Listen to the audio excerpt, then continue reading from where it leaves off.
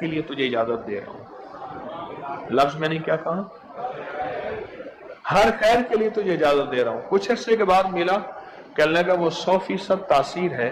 میں نے کہا میں نے اپنے جتنے بھی مخلصین ہیں انہیں جو وظائف کی اجازت ہے اپنی زندگی تک نہیں، زندگی کے بعد بھی اجازتیں دی ہوئی ہیں، زندگی کے بعد بھی اجازتیں دی ہوئی ہیں.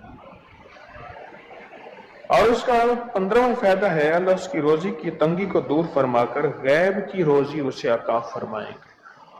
غیب کی روزی، غیب کی روزی، ایسی جگہ سے رزق ملے گا جہاں سے گمان ہی نہیں ہوگا، خیال ہی نہیں ہوگا، تصور ہی نہیں ہوگا. ایسی جگہ سے ہی مل سکتا ہے. ایک صحابی سخت پریشان تھے رزق کے معاملے میں، بہت زیادہ اعمال کیے، صلاۃ الحاجت، نفل اعمال کرتے کرتے حاجت کرنے گئے تو ایک چوہا آیا، اس نے ایک سکہ اٹھایا، بل میں سے باہر نکالا، آ کے رکھ کے گیا.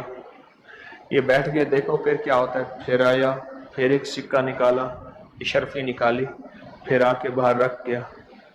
اب چوہا آتا گیا باہر رکھتا گیا، آتا گیا باہر رکھتا گیا. انہوں نے جتنے بھی اللہ سے مانگے تھے اتنے رکھ کے اس کے بعد غائب ہو گیا، پھر نہیں آیا. انہوں نے اٹھائے، اشرفیاں گنی تو وہ گنی، خیال آیا کہ یہ تو چوہے کا ہے. کہا نہیں میرا ہے، چوہے کا کیا تعلق ہے اس سے، یہ تو میرا حصہ ہے.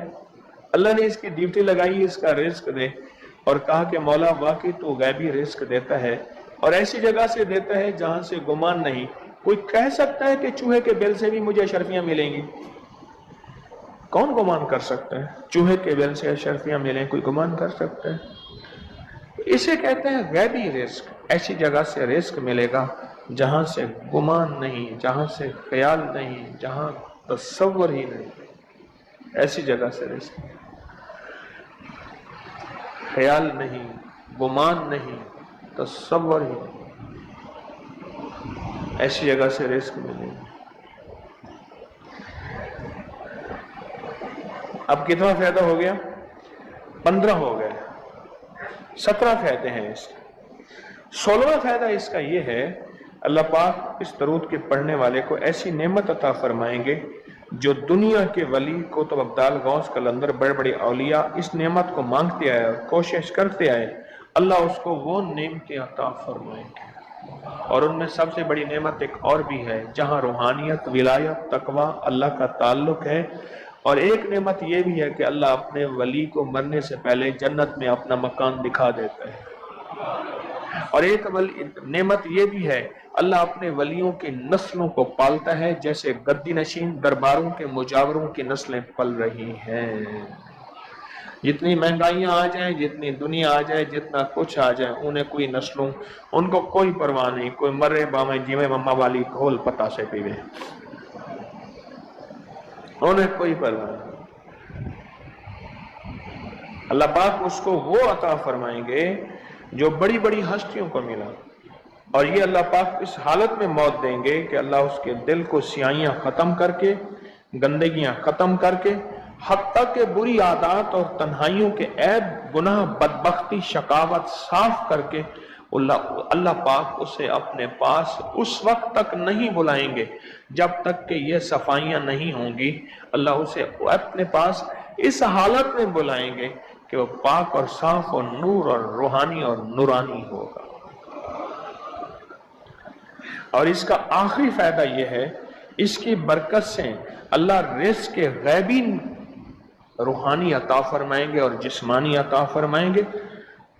رزق کے غیبی، روحانی اور جسمانی، بہت بڑی گہری بات ہے. ایسی جگہ عطا فرمائیں گے. اب وہ درود پاک سنیں اور مختصر تھا. کون سا درود پاک ہے؟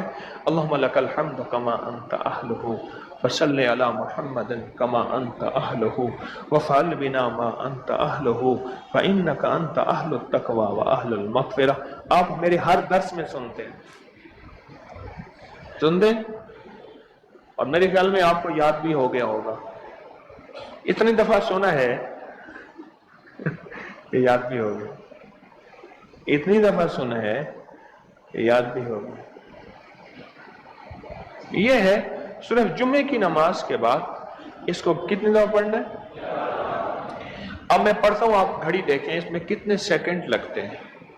اللہم لک الحمد کما انت اہلہ فصلی علی محمد کما انت اہلہ وفعل بنا ما انت اہلہ فانک انت اہل التقوی واہل المغفرہ. 10 سیکنڈ لگے تو 11 دفعہ پڑھنے سے 110 سیکنڈ ہے ایسے 1 منٹ 10 سیکنڈ 1 منٹ ایسے 2 منٹ. اب بولیں 2 منٹ. ہم عموماً کہتے ہیں بس 2 منٹ میں آیا. 2 منٹ 2 منٹ 2 منٹ 2 منٹ کہتے ہیں نا. عام ہماری زبان میں ایک لفظ استعمال ہوتا ہے 2 منٹ.